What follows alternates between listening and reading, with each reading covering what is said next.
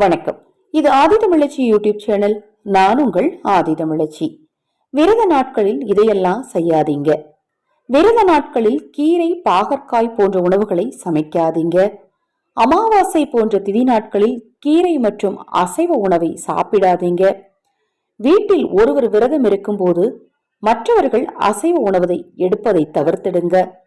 விரதம் இருக்கும் போது தண்ணீர் கூட குடிக்காமல் உடலை வருத்திக்காதீங்க.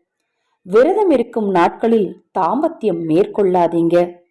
விரதம் இருக்கும் நாட்களில் வீண் வம்பு வழக்குகளில் ஈடுபடாதீங்க.